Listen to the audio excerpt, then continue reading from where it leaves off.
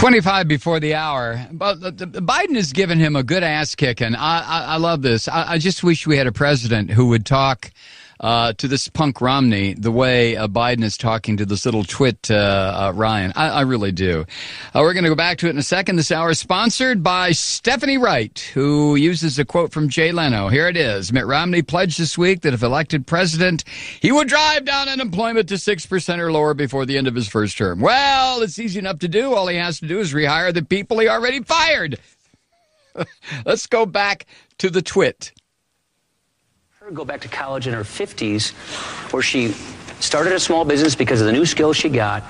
She paid all of her taxes on the promise. Oh, another one of those little stories, right? Oh, come on. We will honor this promise. And the best way to do it is reform it for my generation. You see, if you reform these programs for my generation, people 54 and below, you can guarantee they don't change for people in or near retirement, which is precisely what Mitt Romney and I are proposing. Look what Obamacare does. Obamacare takes $760 million. Okay, get him, Joe. Get him, Joe. On Obamacare. Even their own chief actuary at Medicare. Now! He says you can't spend. Come on, Joe. You can't claim that there's that lie again. Medicare and Obamacare. Come on. And then they put this new Obamacare board in charge of cutting Medicare each and every year in ways that will lead to denied care. Come on, Joe, please. Seniors. This board, by the way, it's 15 people. The president's supposed to appoint them next year. And not one of them even has to have medical training. And Social Security, if we don't shore up Social Security, when we run out of the IOUs, shut up. Jesus, I've been hearing this garbage since 1980. Current seniors in the middle of their retirement. We're going to stop that from happening. They haven't put a credible solution. Come on, Joe. He'll tell you about vouchers. He'll say all these things to try and scare people. Here's what we're saying. Give younger people, when they become Medicare eligible, guaranteed coverage options that you can't be denied. Oh, yeah. Including traditional Medicare. Choose your plan, and then Medicare subsidizes your premiums. Not as much for the wealthy people, more coverage for middle-income people, and total out-of-pocket coverage for the poor and the sick. Oh, yeah. Choice and competition. We would rather have 50 million future seniors determine how they're Joe, go to the 716 billion. Come on, Joe. What, if, where, when they get it. Come on. Vice President Biden, too. You know, I heard that death panel argument from Sarah Palin. It seems every vice presidential debate I hear this kind of stuff about panels. But let's talk about Medicare. What we did is we saved $716 billion and put it back, applied it to Medicare. We cut the cost of Medicare. We stopped overpaying insurance companies. When doctors and hospitals, the AMA supported what we did, AARP endorsed what we did, and it extended the life of Medicare to 2024. They want to wipe this all out. It also gave more benefits. Any senior out there, ask yourself, do you have more benefits today? You do. If you're near the donut hole, you have $800, $600 more to help your prescription drug costs. You get wellness visits without copays. They wipe all of this out, and Medicare becomes insolvent in 2016. Number one. Number two, guaranteed benefit. It's a voucher. When they first proposed, when the congressman had his first voucher program, the CBO said it would cost drink some more water there, Paul. That's about the fifth. What is that, gin? More for every senior 55 and below when they got there. He knew that, yet he got all the guys in Congress and women in the Republican Party to vote for it. Governor Romney, knowing that, said, I would sign it were I there. Who you believe? The AMA? Me? A guy who's fought his whole life for this, or somebody who would actually put in motion a plan that knowingly added $6,400 a year more to the cost of Medicare. Now they got a new plan. Trust me, it's not going to cost you any more. Folks, follow your instincts on this one. And with regard to Social Security, we will not privatize it. If we had listened to Romney, Governor Romney, and the congressman during the Bush years, imagine where all those seniors would be now if their money had been in the market. Their ideas are old and their ideas are bad. Amen. And they eliminate the guarantee of Medicare. Amen. They got caught with their hands in the cookie jar, turning Medicare into a piggy bank for Obamacare. What? Their own actuary from the administration came to Congress and said, 1 out of 6 high hospitals and nursing homes are going to go out of business as a result of this. That's not what they say. 7.4 million. That's a seniors lie. are projected to lose the current Medicare Advantage coverage they have.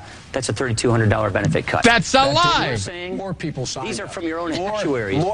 More people signed up for Medicare Advantage after the change. What they're saying. Nobody is. Mr. Vice President, down. I know. No, this is Mr. Vice time. President, I know you're under a lot of duress to make up for lost ground. Oh my God! But I think people will be better served if we don't keep interrupting each other.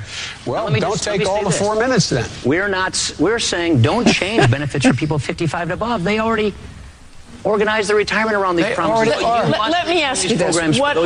What is your specific plan for seniors who really can't afford to make up the difference? Go ahead. In the value of what you call a premium support plan and others call a voucher. 100% coverage for what will cost? We're saying. So we're saying income adjust these premium support payments by taking down the subsidies for wealthy people. Look, what? This is a plan. By the way, that $6,400 number, it was misleading then. It's totally inaccurate now. This is a plan that's bipartisan. It's a plan I put together with a prominent Democrat senator from Oregon. There's not one Democrat who endorses it. Not one Democrat who's Our partner is a Democrat from Oregon. And he said he does no longer support you for that. We put it together with the former Clinton budget director. This idea came from the Clinton Commission of Savings. Go, Joe! By Senator John Brough. Here's the point, Martha. Which was rejected. If we don't fix this problem pretty soon, then current seniors get cut. Go, Joe! Here's the problem. 10,000 people are retaring every single day in America today, and they will for 20 years. That's not a political thing. Martha, that's a if we just did one thing, if they just allow Medicare to bargain for the cost of drugs like Medicaid can, that would save $156 billion right off the bat. And it would deny seniors choices. Seniors are not denied. So Absolutely. They are not denied. Look, folks, all you seniors out there, have you been denied choices? Have you lost Medicare Advantage? Because it's working well right now. Signed up? Because Vice President Biden, let me ask you, if it could help solve the problem, why not very slowly raise the Medicare eligibility age by 2 years, as Congressman Ryan suggests? Look, I was there when we did that with Social Security in 1983. I was one of 8 people sitting in the room that included Tip O'Neill negotiating with President Reagan.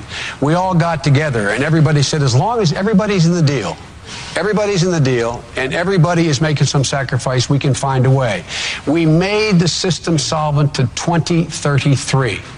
We will not, though, be part of any voucher plan eliminating it. The voucher says, Mom, when you're 65, go out there, shop for the best insurance you can get. You're out of Medicare. You can buy back in if you want with this voucher, which will not keep pace with health care costs. Because if it did keep pace with health care costs, there would be no savings. That's why they go the voucher.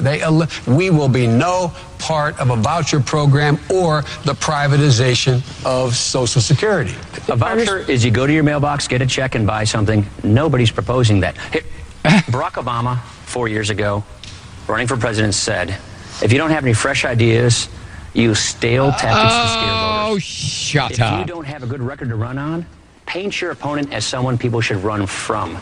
Make a big alliance You were about one of the small few ideas. lawmakers to stand with President Bush when he was seeking to partially privatize Social Security. For younger people, what we said then, and what I've always agreed, is let younger Americans have a voluntary choice of making their money work faster for them within the Social Security system. Oh my God. That's not what Mitt Romney's proposing. What we're saying is no changes for anybody 55 and above. What Mitt Romney is proposing. And then the kinds of changes we're talking about for younger people like myself is don't increase the benefits for wealthy people as fast as everybody else.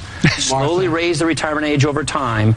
It wouldn't get to the age of 70 until the year 2103, according to the actuaries. 21? Quickly, Vice President. Quickly, the bottom line here is that all the studies show that if we went with Social Security proposal made by Mitt Romney, if you're in your 40s now, you'll pay $2,600 a year more. You get $2,600 a year less than Social Security. If you're in your 20s now, you get $4,700 a year less. The idea of changing, and change being in this case to cut the benefits for people without taking other action you could do to make it work, is absolutely the wrong way. These guys haven't been big on Medicare from the beginning.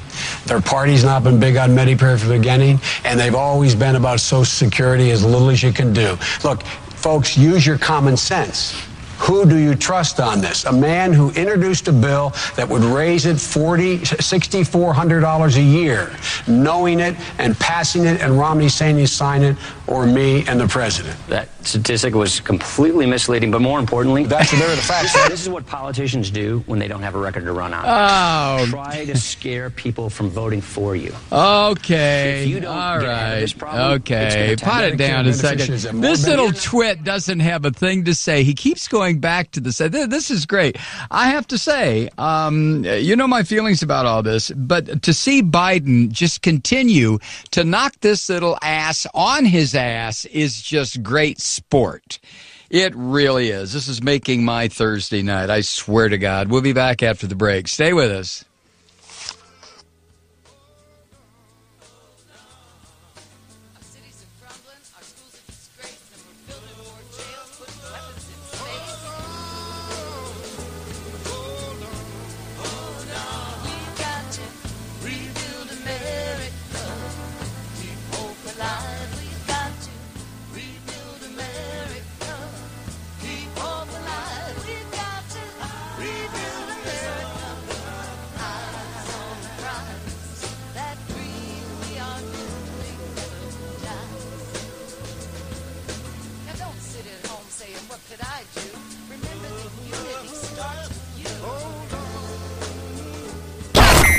This is K-Talk, AM 1150.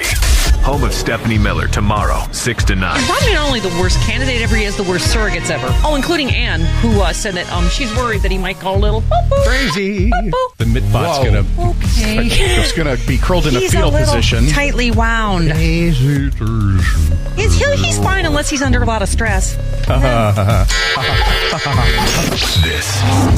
This is the home of Stephanie Miller. K-Talk AM 1150.